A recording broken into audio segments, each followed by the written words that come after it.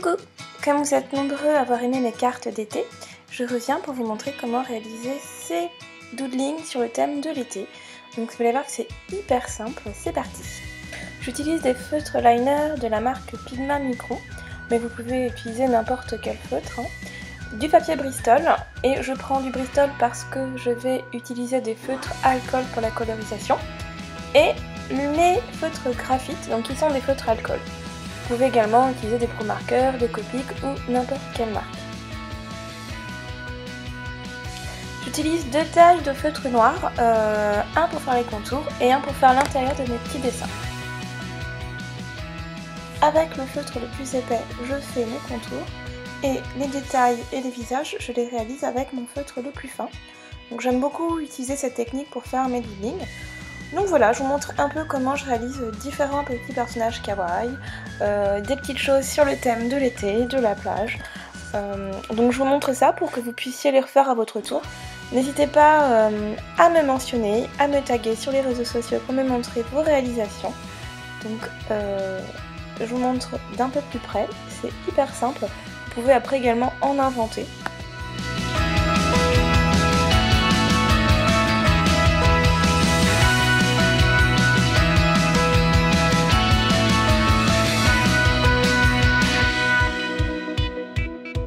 Je vais vous parler un petit peu des papiers. Donc ici, comme je vous le disais au départ, j'utilise du Bristol, tout simplement parce que les feutres alcool s'abîment sur du papier ordinaire.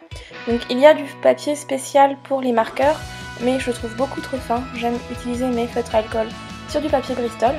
Si vous voulez faire de l'aquarelle en colorisation, à ce moment-là, il faut utiliser du papier spécial aquarelle. Et si vraiment vous n'en avez pas, utilisez des feuilles canson, mais il faut quand même que votre papier soit assez épais. N'utilisez pas vos feutres alcool sur du papier ordinaire, vous allez les abîmer. Et si vous voulez utiliser des feutres à l'eau ou des crayons de couleur, à ce moment-là, vous pouvez prendre n'importe quel papier.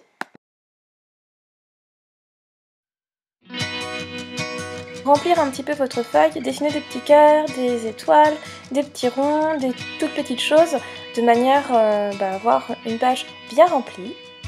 Vous pouvez écrire votre titre là où vous voulez, donc moi j'ai tout simplement écrit Summer. Ma page est remplie, je vais pouvoir passer à la colorisation. Alors, pourquoi j'utilise des feutres alcool? Vous allez voir qu'avec ces feutres, je vais pouvoir réaliser des mélanges, des dégradés. Donc, je pose ma couleur la plus claire, puis au-dessus, je pose une couleur un peu plus foncée, et je mélange avec ma teinte la plus claire pour fondre les deux couleurs et former un joli dégradé. Donc, on peut faire des dégradés à 2, 3, voire 4 couleurs. Donc, comme ce sont des dessins très simples et très petits, la plupart du temps, je prends 2 couleurs, ça suffit largement. Au niveau des différentes marques que j'ai pu tester, donc ici j'utilise des graphites, mais je possède également des Pro Markers qui pour moi sont les feutres qui ont le meilleur rapport qualité-prix. Et j'ai aussi des Copic qui ont l'avantage d'avoir une pointe pinceau, donc ce qui permet de faire encore différents effets. Après, peu importe la marque des feutres alcool, vous pouvez travailler votre couleur et former de très jolis dégradés.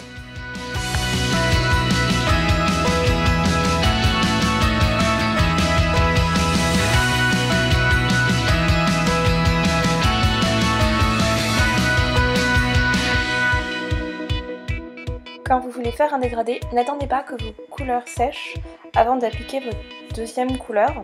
Donc passez votre deuxième couleur juste après pour bien mélanger les teintes entre elles. Sinon, justement, votre première teinte aura séché et vous ne pourrez pas les mélanger. C'est justement ce qui vous permet de faire des dégradés avec un seul feutre. Vous posez votre couleur, vous attendez que ça sèche un petit peu, puis vous venez reposer votre couleur. Je pense que vous pouvez faire entre 2 et 3 teintes avec un seul feutre. Donc c'est l'avantage des feutres alcool.